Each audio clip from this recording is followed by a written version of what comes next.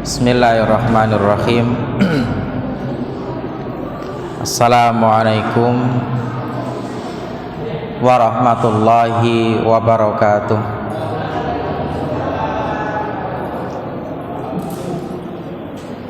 Innal hamdalillah nahmaduhu wa nasta'inuhu wa nastaghfiruh wa na'udzu billahi min sururi anfusina wa min sayyiati a'malina.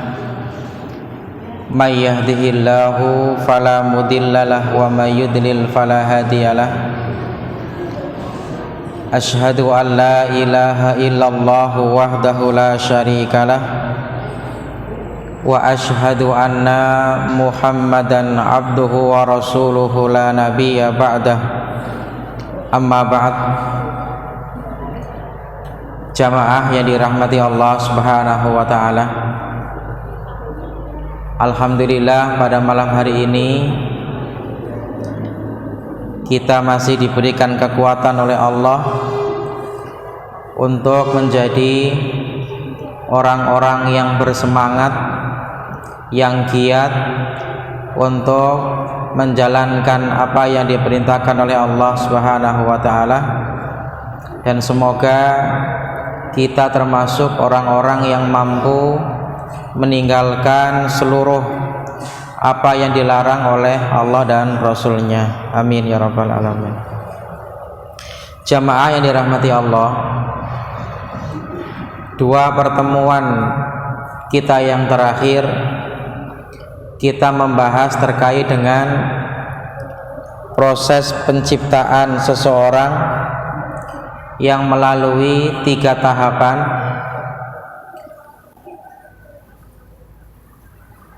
Pada pertemuan yang lalu kami sampaikan bahwa sebenarnya Allah itu bisa-bisa saja menciptakan seseorang langsung spontan, tetapi Allah memilih untuk menciptakan seseorang melalui proses, dan semua itu pasti ada hikmahnya. Kadang-kadang kita tidak tahu kita tidak tahu hikmah di balik proses tersebut. Saya contohkan, ibu-ibu itu milih endi? Hamil langsung gede atau hamil dari cilik gede sampai tua? Mosok Bu mau bengi hamil langsung isuwe gede, Bu hamil gede ngono. Kan yang ngagetno wong. Ya. Sampeyan duwe anak lahir langsung iso mlaku kan ya medeni wong. Ya mending cilik sih digendong lucu. Punya anak langsung kumisen kan gak lucu. Iya, anak kumisen kan gak lucu. Proses itu kadang-kadang perlu. Podo Bu Sri, sampean seneng gak lapo-lapo hamil atau lapo-lapo sih terus hamil? Di Pak Asmati. Oh, kok piye delon? Bu Sri, nek Pak Asmati jelas. Nek Bu Sri ya, sampean gelem gak lapo-lapo ujug-ujug hamil? Gak gelem toh? Mending lapo-lapo sih kemudian hamil. Ya, ini proses ya. Cik gak ngerti area-area cilik-cilik. Ini proses, artinya memang kadang-kadang proses itu ada hikmahnya. Jadi yang kedua terkait dengan masalah takdir, Bapak Ibu. Ya, kemarin kita juga sudah membahas terkait dengan takdir ya. Para ulama itu membedakan atau mengklasifikasikan ya, membagi takdir itu, ada yang mengatakan 4, ada yang mengatakan 2 dan sebagainya. Ada istilah takdir mu'allaq, takdir mubram dan seterusnya. Kita kemarin bahas terkait dengan takdir azali, takdir umri, takdir sanawi dan takdir yaumi ya. Jadi ada takdir yang memang sudah tidak bisa dirubah, dirubah. Masih sampeyan ndonga kaya apa orang arep berubah. Contoh Pak Kasmadi ndonga, ya Allah dadekno aku wong wedok ngono, ya orang arep dadi wong wedok.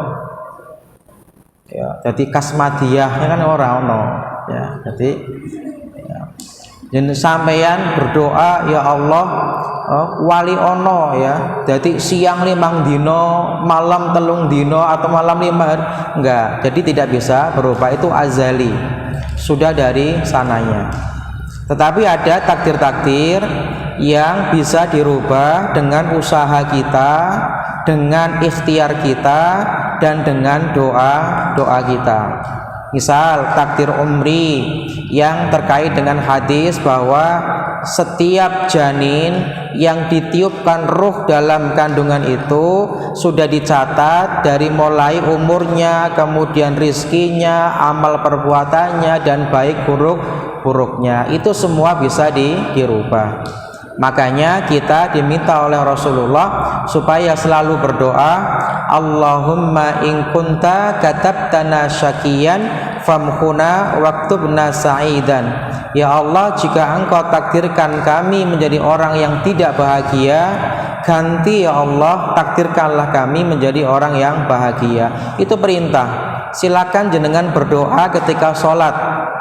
Waktu-waktu yang mustajabah untuk berdoa ketika sholat adalah ketika sujud, yang kedua ketika selesai membaca tasyahud, ya. Fi kulli sholatin maktubatin atau fi kulli duburi sholatin maktubatin, setiap ya ujung dari sholat wajib. Atau Rasul mengatakan bahwa tidaklah seorang hamba dan Tuhannya, dan Allah maksudnya, posisi yang lebih dekat daripada saat kita sujud. Fakthirud du'a, maka perbanyaklah meminta ketika kita sedang sujud. Kemudian ada takdir sanawi. Takdir sanawi itu kemarin kami jelaskan bahwa takdir yang Allah rubah ketika malam Lailatul Qadar.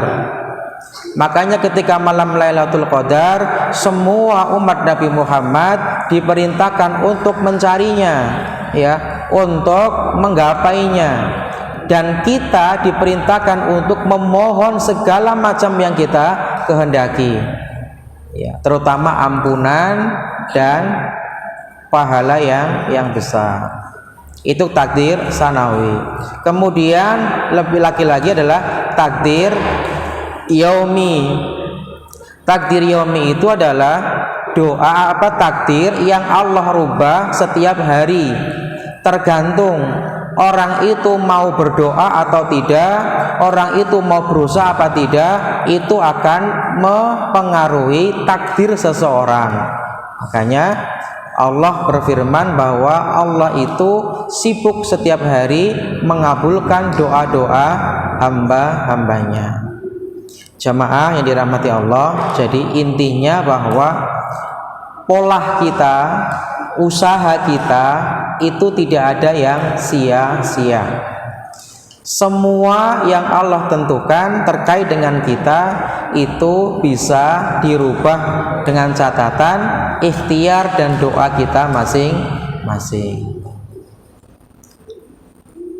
Saya kira paham ya Bapak Ibu. Apa ada pertanyaan sebelum saya lanjut?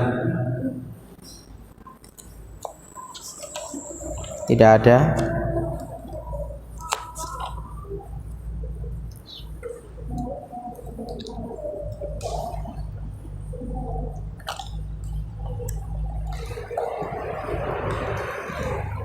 Malam ini saya akan membahas hadis yang kelima. Kalau kemarin hadis yang keempat, sekarang hadis yang kelima. Saya kira sudah banyak yang tahu, tetapi mudah-mudahan nanti kita memperoleh sesuatu yang baru yang mungkin belum pernah dibahas. Hadis yang kelima terkait dengan perbuatan bid'ah, ya, terkait dengan perbuatan bid'ah. Hadisnya an ummil mu'minin Ummu Abdillah Aisyah radhiyallahu an qalat qala Rasulullah sallallahu alaihi wasallam man ahdatha fi amrina hadza ma laisa minhu fahuwa raddun. Ya, dari Aisyah. Kemarin di Aisyah Bu ya. Di pengajian Aisyah, iya benar ya. Saya kan pernah menyampaikan bahwa seluruh istri Nabi Muhammad adalah ummahatul mukminin. Jandanya Nabi itu nggak boleh dinikahi oleh siapa-siapa. Ummahatul mukminin, dan seluruh istri Nabi itu menjadi ibunya umat Islam, khususnya para ibu-ibu. Yang paling menonjol dari istri-istri Nabi itu dua. Yang pertama itu Khadijah, yang kedua adalah Aisyah. Makanya dua orang ini atau dua istri Nabi yang mulia ini sering menjadi perbincangan di kalangan masyarakat. Kalau sedang membicarakan Aisyah, koyok-koyok Khadijah kalah. Kalau sedang membicarakan Khadijah, koyok-koyok Aisyah kalah. Para ulama ketika membahas ini sangat cantik menjawab jawabannya. Mereka ini memiliki keistimewaan masing-masing. Ya, Khadijah dikasih keistimewaan oleh Allah Subhanahu wa taala menjadi istri yang sangat sabar dan ridho terhadap apa saja yang menjadi ketentuan Allah. Ya, makanya ketika diminta bantuan sama Rasulullah untuk mendanai seluruh jihad dan seluruh amar ma'rufnya, tidak pernah sambat. Beda dengan ibu-ibu sekarang. Nek kon jekel duit suweneng, nek kon ngetokno wabot. Ya. Nek duit tasih saiki ngomongnya muga-muga meneh akeh. Nek wis akeh eman ngetokno. Ya, makanya saya kadang-kadang menyampaikan bahwa sifat kita ini kikir dan pelit, supaya kita tidak terasa ketika berinfak, bersedekah, atau bahkan ketika kita zakat bisa disiasati. Ya, bisa disiasati. Misalkan kita punya pabrik, kita punya perusahaan, kalau akhir tahun sekaligus kira-kira mungkin berat, ya Allah duit 1 miliar kok digawe zakat, koyo abot. Makanya boleh dicicil dari mulai awal tahun. Ya, biasanya seperti itu. Nanti diakumulasikan sampai dengan akhir tahun. Sedekah juga begitu. Pihak takmir itu sudah memberikan kaleng supaya ngasih atau ngelebokno tiap hari, biar tidak terasa. Kalau satu hari itu misalkan 1.000, kan 30 hari minimal 30.000, itu maksudnya. Tetapi ya tetep aja kotaknya kuncian. Kadang-kadang kuncinya hilang, ditakoki mana kotaknya, wis tak kei duit ae paling-paling 20.000. Kenapa? Sulit kalau kita ngasih 30.000, kok kakean ya 10.000 ae ngono. Tapi kalau setiap hari nggak kerasa, ya, tidak terasa. Aisyah Khadijah. Kalau Aisyah itu ibu-ibu adalah seorang perempuan yang sangat cerdas. Seorang perempuan yang sangat cerdas dan aktivis. Aktivis Aisyah betul. Aktivis betul. Aisyah itu orang yang sangat cerdas. Makanya Aisyah itu adalah istri Nabi Muhammad SAW yang paling banyak meriwayatkan hadis. Dan para sahabiah ketika mencari informasi, mencari ilmu, itu larinya kepada Aisyah. Aisyah itu guru ngaji. Jadi kalau ibu-ibu pingin seperti Aisyah, jadilah guru ngaji. Kalau pingin seperti Khadijah, maka suaminya kasih sangu bendino. Cakdu bendino dikei nang buum. Ya, Cak Nur Ngali ate budan nang Meseng Jakarta dikei sangu nang Mbak Siti. Aku dikei sangu to ora iki? Ya. Itu ya, jadi dua-duanya memiliki keistimewaan. Aisyah mengatakan qala Rasulullah sallallahu alaihi wasallam, beliau pernah mendengar bahwa Rasul itu bersabda, man ahdatsa fi amrina hadza ma laisa minhu fahuwa raddun. Pokoknya sapa wonge atau siapa saja yang melakukan sesuatu tidak aku perintahkan maka akan tertolak, atau tidak ada perintahnya maka akan tertolak. Ini hadis sangat masyhur terkait dengan masalah perbuatan bid'ah. Bapak Ibu yang dirahmati Allah, orang yang melakukan bid'ah itu kan ancaman yang paling berat sebelum nanti masuk neraka, itu kan akan kehausan ribuan tahun di padang mahsyar. Ya. Orang yang melakukan perbuatan bid'ah atau ahli bid'ah itu nanti di padang mahsyar, Bapak Ibu, tidak boleh untuk meminum air dari telaga Kautsar. Ono telaga namanya telaga Kautsar. Nah, di samping atau di pinggir telaga itu ada Rasulullah Shallallahu Alaihi Wasallam. Setiap ada umatnya yang kelihatan sama Rasulullah akan dipanggil. Sini, datang. Man syariba la yadma'u abadan. Nek wis diceluk sama Rasulullah, kemudian dikasih sak tegukan air, mek gelas ngombe sepisan, la yadma'u abadan. Ribuan tahun hidup di padang mahsyar menunggu timbangan amal ibadah kita, itu nggak pernah punya perasaan haus. Jadi ngombe sepisan digawe sak lawase gak ngombe maneh. Ada yang tanya, loh orang itu miliaran begitu, bagaimana Rasulullah itu bisa mengetahui mana umatnya? Jawabannya gampang, ya. Nabi Muhammad akan mengenali setiap umatnya min atharil wudu, dari bekas anggota wudu yang memancar. Jadi kalau ada orang yang nggak pernah sholat, nggak pernah wudu, ya kelelep, gak iso, gak ketok. Ya. Jangan-jangan dibilang, oh itu bukan umat Muhammad, itu umat Nabi Ibrahim dan sebagainya, karena nggak ada ciri khasnya. Ciri khas umat Nabi Muhammad besok di padang mahsyar adalah akan nampak bercahaya, daw. Ya, daw itu artinya cahaya yang tidak menyilaukan. Didelok enak, seneng, wih api yo gitu, daw. Ya. Orang yang senang berwudu, yang selalu berwudu, akan memancarkan sinar dari anggota wudunya.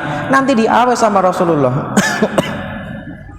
Tapi kalau sudah diawe begini, kemudian ternyata orang itu melakukan perbuatan bid'ah, langsung diusir. Siapa yang ngusir? Nggak main-main, Allah yang mengusir. Ya, bukan malaikat lagi, tapi Allah yang mengusir.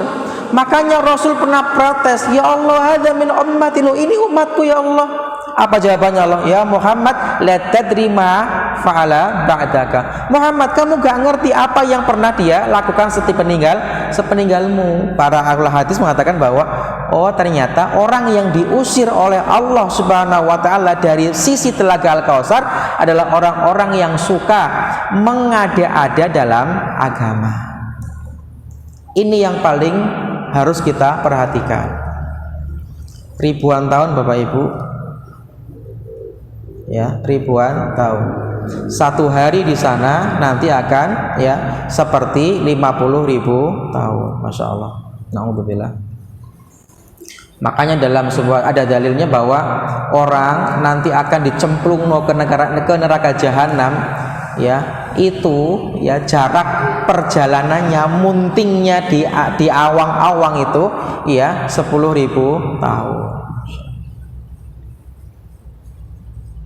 Makanya Bapak Ibu, kalau di internet ono video misalkan ditemukan lahar yang sangat dahsyat, apakah itu pintu neraka? Ya enggak, ya, jauh.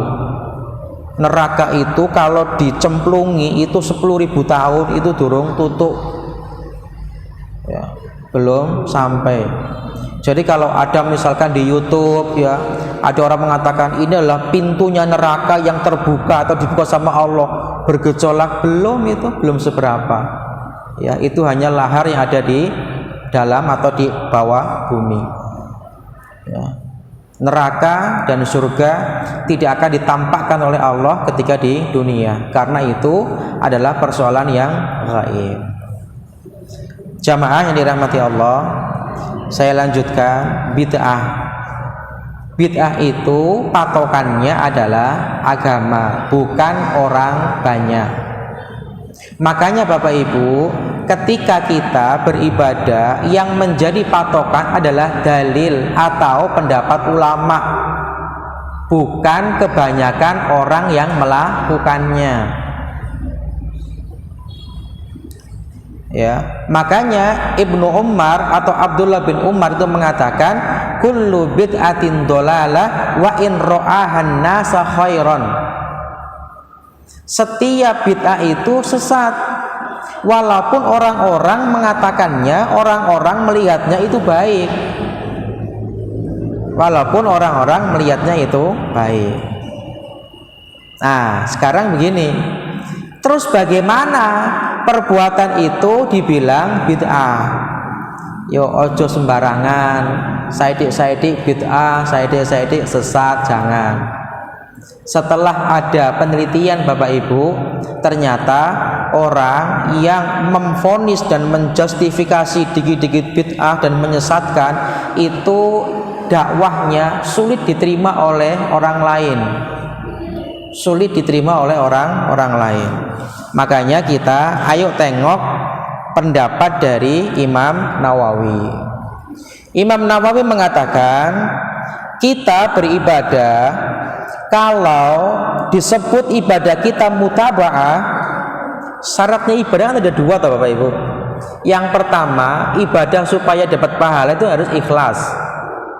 Yang kedua harus mutaba'ah. Mutaba'ah itu artinya mengikuti dalil, ya, mengikuti petunjuk. Dua hal ini kalau satu saja hilang itu tidak sah. Tidak sah. Ono wong ikhlas tapi perbuatannya itu menyalahi agama, ya tetap dosa. Saya dulu pernah menyampaikan ya, bocah pacaran iku podo-podo ikhlas ya toh. Sing wedok sampai hamil, lanang menghamili kan ya podo ikhlas ya toh. Masa ono bocah pacaran dipaksa kan nggak ada. Kalau nikah dipaksa iya, tapi kalau pacaran dipaksa itu ora ono. Aku dipaksa pacaran nggak ada. Kalau aku dipaksa nikah iya. Orang pacaran itu ridho, orang pacaran itu ikhlas, sama-sama ridho, sama-sama suka. Tapi kalau hanya ikhlas dan ridho saja, bukan berarti pacaran itu boleh.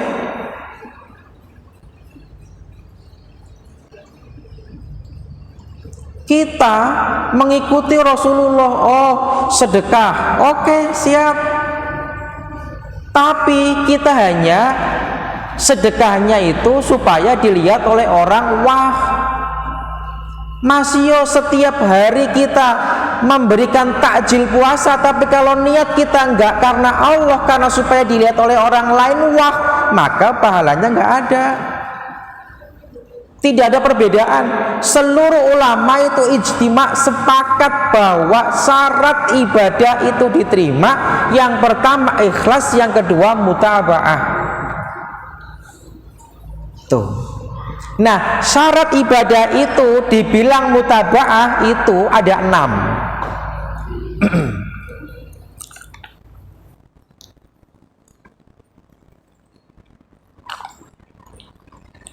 Pertama, ibadah itu ya harus sesuai syariat dalam hal sebab. Dalam hal sebab.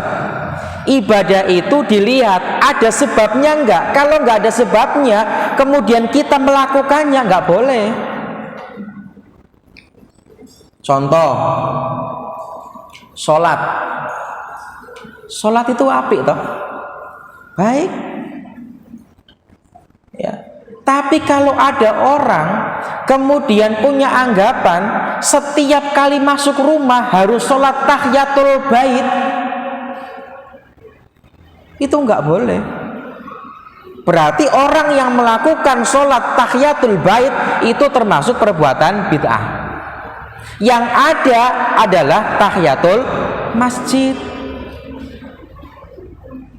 Oh, aku setiap mlebu mah mesti sholat 2 rakaat. Apa? Tak kiasna, tak padakno mbek tahiyatul masjid, nggak ada, nggak boleh itu. Ya, jadi ibadah itu harus sesuai syariat dari hal sebab. Itu yang pertama kata Imam Nawawi.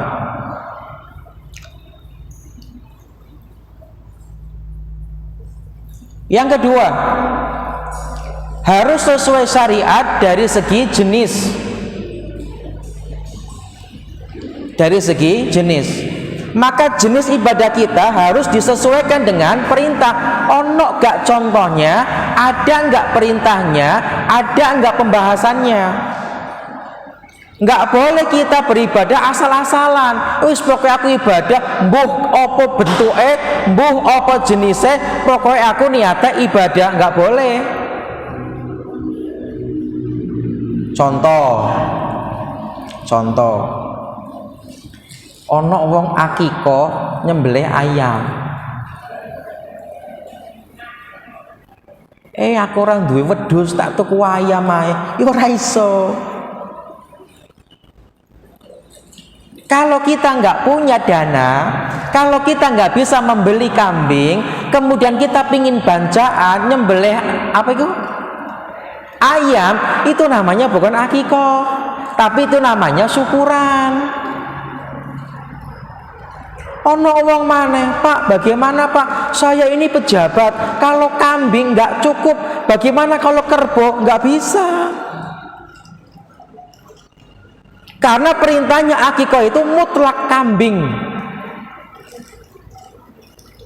Terus bagaimana kalau nggak cukup? Ya silakan, kalau mau nambah kerbau monggo, tapi harus ada kambingnya.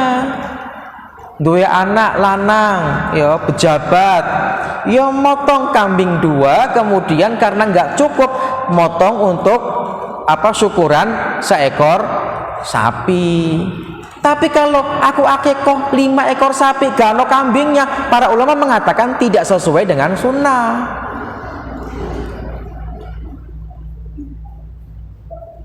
Bisa dipahami Bapak Ibu?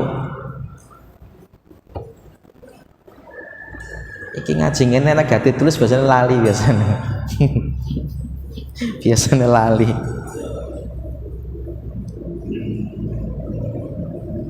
Karena poin-poin. Ya, yang pertama tadi adalah sebabnya. Yang kedua harus mutaba'ah dari segi jenisnya. Ya. Yang ketiga kata Imam Nawawi dari segi ukurannya. Ukuran, contoh. Orang ibadah Bapak Ibu itu gak asal-asalan, sekali lagi gak asal-asalan, pokoknya sing penting aku nyaman, enggak. Harus ada ukurannya, harus ada ketentuannya. Saya kayaknya pernah memberikan contoh ya. Rasulullah itu kalau berwudu itu pernah membasuh setiap anggota wudu itu satu kali. Ada di kitab Bulughul Maram. Ada satu kali. Kadang juga Rasulullah pernah membasuh anggota wudu itu 2 kali. Tetapi yang paling sering menjadi kebiasaan Rasulullah adalah 3 kali, kecuali mengusap kepala dan telinga. Kalau sampean atau jenengan punya HPT ya, di bab wudu itu di situ dijelaskan, dijelendrekno itu. Ya. Membasuh kuping caranya bagaimana, mengusap kepala caranya bagaimana. Nah, kemudian kalau kita berwudu, anggit-anggitnya semakin banyak, basuhnya semakin afdol, keliru. Makanya para ulama mengatakan membasuh anggota wudu itu ada minimalnya, ada maksimalnya. Minimalnya itu 1 kali, maksimalnya itu 3 kali. Masih sampean kepanasan kaya apa? Nek sampean niate wudu ya maksimal basuh ping 3. Ojo kaya cacile, mari bal-balan terus basuh ping 7 saso-saso. Cacile kok ditiru. Nek sampean duwe rasa panas yo adus. Makanya kita diperbolehkan sholat ketika matahari dalam keadaan yang sangat terik, itu kita disuruh sholatnya agak dimundurkan, nunggu matahari tidak begitu panas. Itu ada dalilnya sholat zuhur. Sikit nganggo AC kok. Ya, sekarang pakai AC. Jadi ukuran wudu batas maksimalnya adalah 3 kali. Makanya kalau ada orang wudu sampai 5 kali, basuhan ping 5, ping 10, itu koyo-koyo apik tetapi salah. Koyo-koyo apik tapi salah. Lanjut. Langsung takok yang kau kari-karian. Yang keberapa Bapak Ibu? Berapa? Keempat. Oke. Yang keempat, mutaba'ah kalau mengikuti syariat dengan catatan jenisnya. Ya, sorry, teknisnya kok jenisnya. Teknisnya. Caranya juga tidak sembarangan. Contoh misalkan ono wong salat yo Allahu Akbar muter-muter ini enggak ada tuntutannya. Lapa muter-muter ngono, jawabannya gampang, Pak, karena Allahu Akbar atene ngene tak puter tangan kanan seret ngene, halah kaken pola. Enggak ada. Tidak ada satu hadis pun baik dari Nabi Muhammad ataupun asal dari sahabat Abu Bakar As-Siddiq ketika sholat muter-muter Allahu Akbar. Enggak ada. Perbedaan dalam masalah berbeda dalam masalah takbiratul ihram itu ketika meletakkan tangan. Ya, di kitab-kitab fikih meletakkan tangan itu ada beberapa versi. Yang pertama begini Bapak Ibu, yang kedua itu begini, yang ketiga itu begini, yang keempat itu dipegang sininya. Jadi kalau ada orang sholat yang tangannya begini nggak apa-apa, ada pembahasannya. Sampai mau ngene nggak apa-apa, mau begini juga silakan. Nah, para ulama itu sepakat ala sadri, di atas dada. Makanya para ulama mengatakan tidak ada contohnya ketika orang sholat Allahu Akbar wis muter-muter tangannya dikek nang kene. Nggak ada itu. Teknis. Contoh lagi misalkan, ono wong sholat mari takbir Allahu Akbar langsung sujud, nggak boleh. Karena teknisnya tidak seperti itu. Nah, itu Bapak Ibu. Jadi perbuatan yang kita lakukan harus sesuai dengan mutaba'ah syariat, ya, mengikuti petunjuk dari Rasulullah Shallallahu Alaihi Wasallam. Terus yang kelima adalah mutaba'ah dari hal waktu. Contoh misalkan ono wong ketika cilik gak diakikohi, setelah meninggal diakikohi, waktunya nggak pas.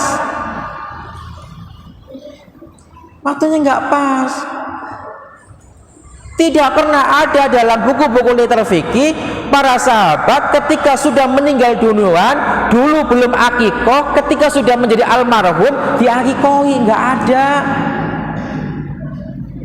Saya sering menyampaikan akikoh itu adalah tanggung jawab orang tua, bukan tanggung jawab anak. Ketika jenengan melahirkan pada saat itu tidak punya harta untuk mengakikohi anak jenengan, maka jangan pernah jenengan bebankan kepada anak jenengan kalau anak jenengan sudah dewasa dan punya uang sendiri. Biyen makmu iki ora ndek dhuwit, durung sempet ngakikohi awakmu, Cong. Menenek kawin sekalian akikohan ya ora ono. Karena akikoh itu tanggung jawab orang tua, bukan tanggung jawab anak. Tanggung jawab anak itu memberikan nafkah kepada orang tua, bukan mengakikohi dirinya sendiri.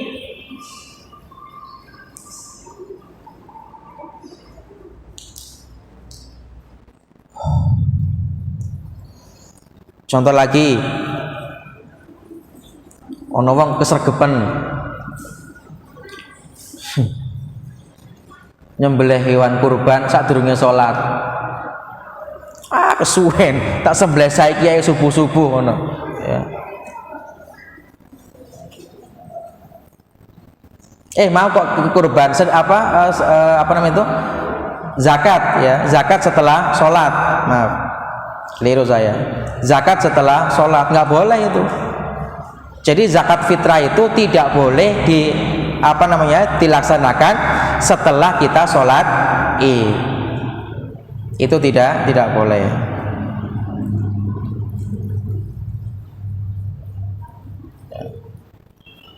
Bapak Ibu, dalam pembahasan fikih juga yang saya sampaikan tadi ada benarnya. Saya teringat bahwa menyembelih hewan kurban kalau belum sholat itu tidak sah, kecuali di hari tasyrik. Maaf ya, kecuali di hari tasyrik. Betul saya kesregepen ya, kesregepen durung sholat Id wis nyembelih hewan kurban, itu tidak boleh, kecuali di hari tasyrik. Jenengan sebelum subuh misalkan nyembelih sapi gak apa-apa di tanggal 11, sebelum subuh nggak apa-apa nyembelih sapi pada tanggal 12 atau pada tanggal 13. Wah, aku tak nyembelih sapi tengah malam ya, di hari ke-11, di hari 12 dan di hari ke-13 Dzulhijjah nggak apa-apa. Tapi kalau jenengan menyembelih hewan kurban tengah malam di tanggal 10 itu nggak boleh, karena kita belum melaksanakan sholat Id. Itu yang kelima. Yang keenam ya, terkait dengan masalah ketentuan mutaba'ah syar'i dari segi tempat. Ya, dari segi tempat. Tempat Bapak Ibu, ibadah itu juga ada tempatnya. Tidak semua tempat kita dilegalkan untuk beribadah. Contoh misalkan ya, mohon maaf, terkait dengan masalah sholat Jumat ya, sholat Jumat di masa corona ini kan ada yang menfatwakan boleh dikerjakan di rumah. Tetapi kalau di masa-masa yang normal itu kan tidak boleh. Jadi kalau di masa normal kemudian ada orang sholat Jumat di rumah, itu nggak boleh. Contoh lagi iktikaf. Iktikaf, para ulama sepakat yang namanya iktikaf itu dikerjakan di masjid. Nek ono wong 10 hari yang terakhir di bulan Ramadan kemudian menjalankan iktikaf nang omah, itu namanya bukan iktikaf.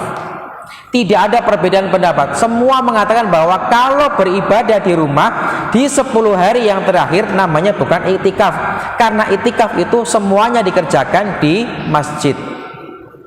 Makanya Rasulullah SAW ketika beriktikaf di 10 hari yang terakhir, istrinya kangen atau Rasulullah kadang-kadang kangen sama istrinya, Rasul nggak keluar dari masjid, nggak masuk ke rumahnya, tapi manggil, mama sini. Kemudian mama bawa sisir, kemudian Rasulullah rambutnya disisiri, tapi Rasulullah badannya masih di masjid. Sing cocok ini ya sudar mbak som pepet ya nggak keluar. Atau kalau misalnya Pak Kasmati iktikaf di sini ya, Busri kangen ngono ya, celukan Pak ya, di situ sisirno ngono. Biasanya wong tua iku nyabuti uban sing jeduk ngene. Nggak boleh pulang. Jenengan mau tidak keluar rumah 10 hari, itu namanya bukan iktikaf, ibadah di rumah. Pahalanya beda nggak? Beda. Pahalanya lebih besaran, lebih afdolan ketika menjalankan ibadah iktikaf di masjid. Ya, Bapak Ibu yang dirahmati Allah, sekali lagi gambaran sedikit terkait dengan masalah bid'ah itu adalah kita dibilang orang yang mutaba'ah syar'iyyah itu kalau kita mengikuti 6 sebab. Dan perlu kita pahami bahwa tidak semua yang tidak dilakukan oleh Rasulullah itu termasuk bid'ah. Tidak. Kadang-kadang Rasulullah tidak melaksanakan, tetapi kita diperbolehkan untuk melaksanakan. Belum tentu yang tidak dilakukan